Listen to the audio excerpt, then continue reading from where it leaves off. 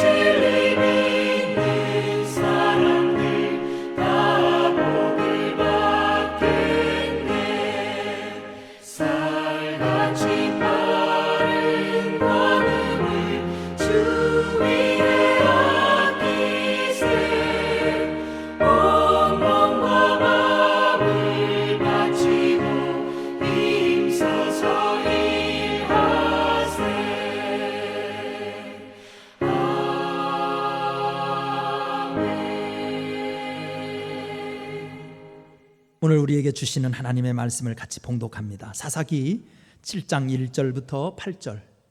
사사기 7장 1절부터 8절 교독합니다. 여룻바알이라 하는 기드온과 그를 따르는 모든 백성이 일찍이 일어나 하롯셈 곁에 진을 쳤고 미디안의 진영은 그들의 북쪽이요 모래산 앞 골짜기에 있었더라.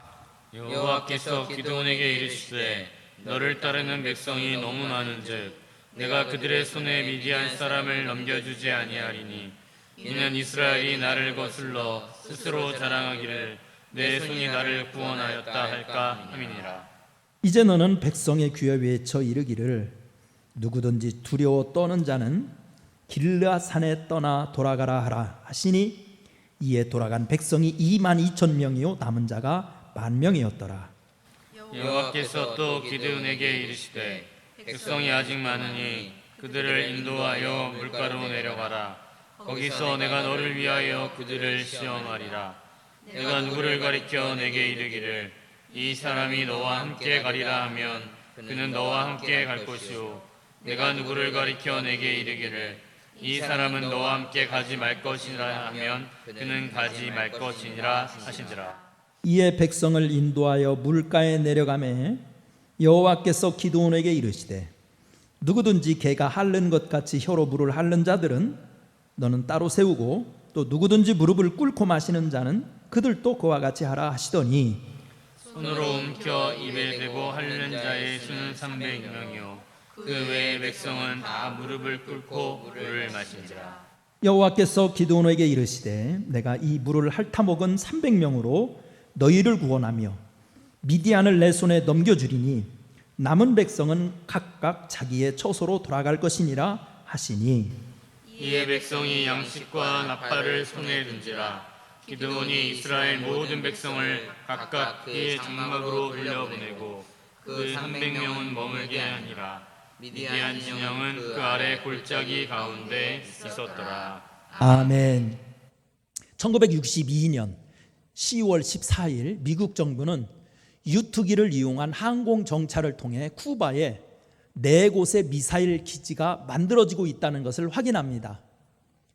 소련이 미국의 동부 해안에서 불과 90마일밖에 떨어져 있지 않은 쿠바에 핵미사일 기지를 건설한다면 심각한 안보에 위협이 되고 군사력에도 심각한 불균형이 될 것이 뻔했습니다. 10월 22일 케네디 대통령은 라디오와 텔레비전을 통한 대국민 연설에서 미국과 서방 세계의 안전을 위해 쿠바에 무기를 운반하는 모든 선박에 대해 해상 봉쇄를 단행한다는 것과 소련에 대해 14일 이내에 쿠바에 설치된 미사일을 철수하라는 압박을 가합니다. 그러나 소련은 미국의 해상 봉쇄가 해적 핵이라며 강력히 반발합니다.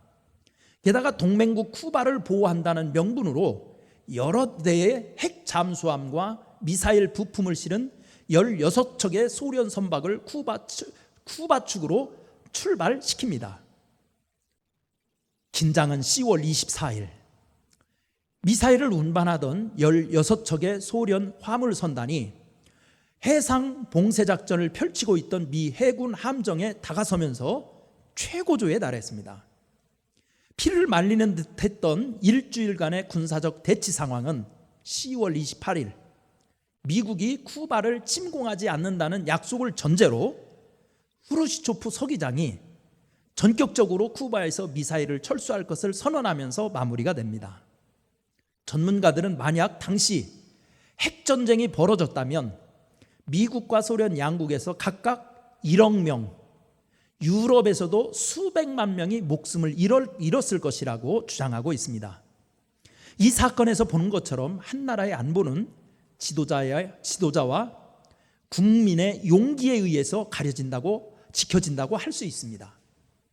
오늘 본문의 사사기 7장 1절부터 8절에 기드온의 300용사 이야기가 이 사실을 잘 알려주고 있습니다. 기드온의 300용사가 500배나 많은 미디안 군대를 이긴 비결은 무엇일까요? 첫째로 자만하지 않는 믿음이 있어야 됩니다. 자만하지 않는 믿음. 본문 2절 말씀을 같이 읽습니다. 2절 시작.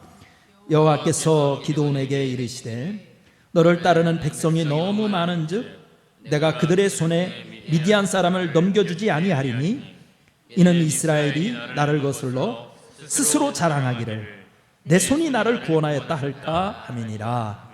아멘. 기드온 당시 이스라엘을 침공하려고 몰려온 미디안 군대는 14만 명에 달하였습니다. 그러나 이에 맞서기 위해서 모인 이스라엘 사람들은 3만 2천 명으로 상대도 되지 않는 전력이었습니다. 왜냐하면 과거는 오늘날처럼 무기가 발달하지 않은 시대였으므로 당시는 병사의 수와 훈련 정도에 따라서 전쟁의 승패가 갈라지던 시대였기 때문입니다. 그럼에도 불구하고 하나님은 기드온에게 병사를 줄이라고 명령하십니다. 그 이유는 이스라엘이 나를 거스려 자긍하는 사람이 있었기 때문이었습니다. 전쟁에 있어서 전력보다 중요한 것은 마음가짐입니다. 아무리 잘 무장한 군대라 하여도 자만하면 절대로 싸움에서 이길 수 없기 때문입니다. 자만심은 100만의 적급보다도 더 무서운 법입니다.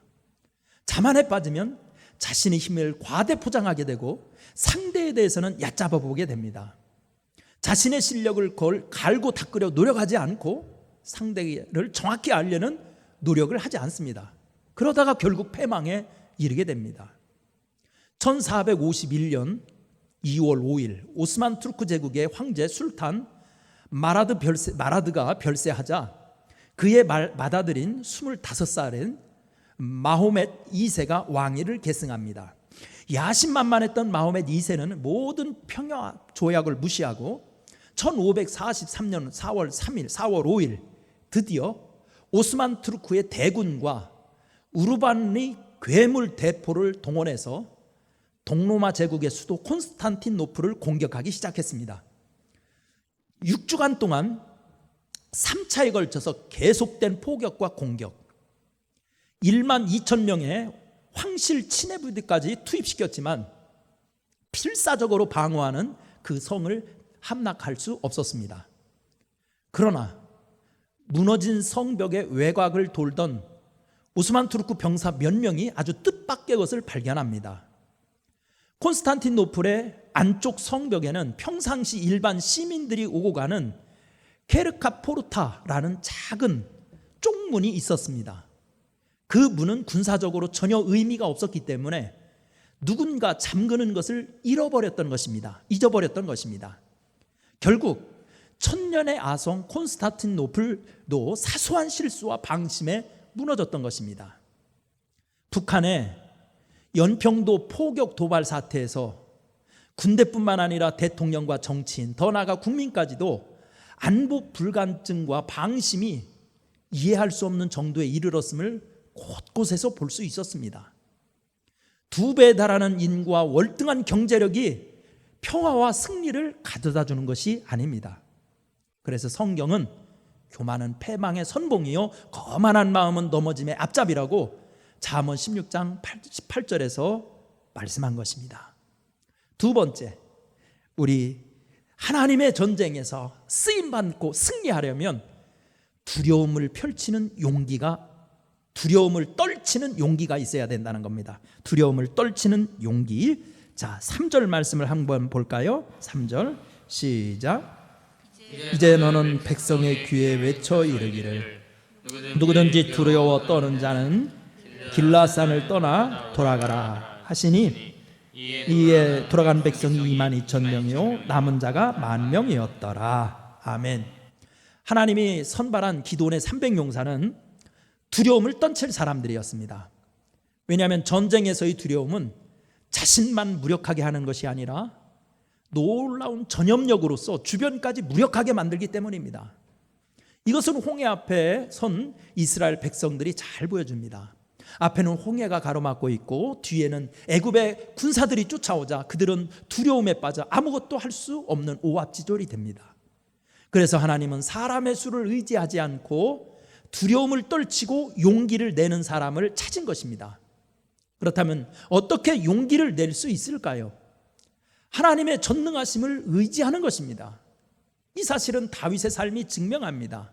그는 시편 27편 1절에서 여호와는 나의 빛이요 나의 구원이시니 내가 누구를 두려워하리요 여호와는 내 생명의 능력이시니 내가 누구를 무서워하리요 라고 하였고, 시편 56편 11절에서는 내가 하나님을 의지하였은즉 두려워 아니하리니 사람이 내게 어찌하리요 라고 고백하므로 자신의 용기가 전능하신 하나님을 의지하는 믿음에 있었음을 알려주었습니다.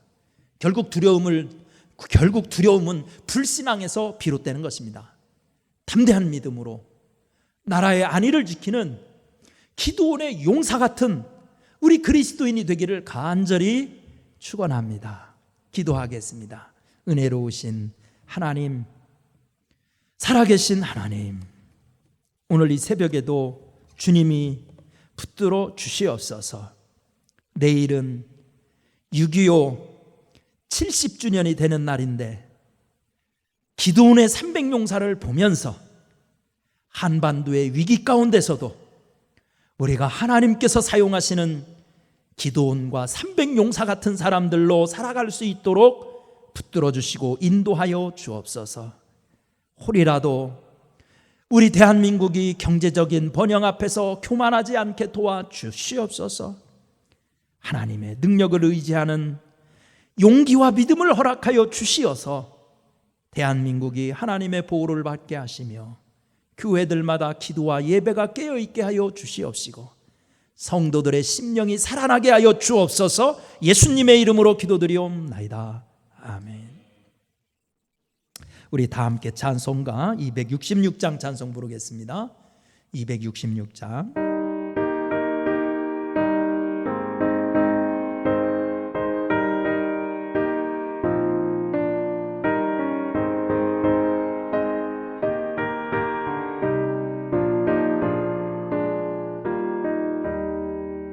주의 피로 이룬 샘물 참 깊고 넓도다.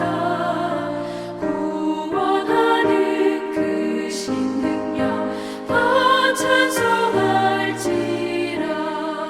찬송하세 주의 보혈 그 샘에 지금 나가 죄의 깊이 빠진 이몸 그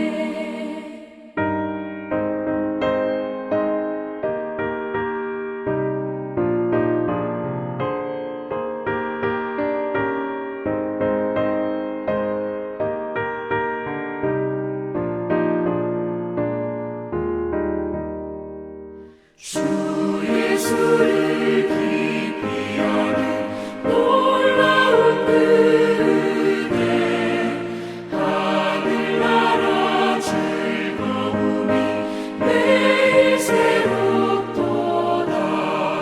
찬송하세 주의 보혈 그 샘에 지금 나가 죄에 깊이 빠진 이 몸 그 피로 씻어 맑히네.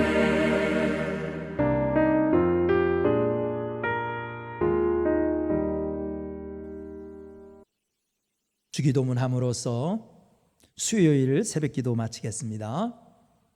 하늘에 계신 우리 아버지여, 이름이 거룩히 여김을 받으시오며 나라가 임하시오며 뜻이 하늘에서 이루어진 것 같이 땅에서도 이루어지이다. 오늘 우리에게 일용할 양식을 주시옵고 우리가 우리에게 죄 지은 자를 사하여 준 것 같이 우리 죄를 사하여 주시옵고 우리를 시험에 들게 하지 마시옵고 다만 악에서 구하시옵소서. 나라와 권세와 영광이 아버지께 영원히 있사옵나이다. 아멘.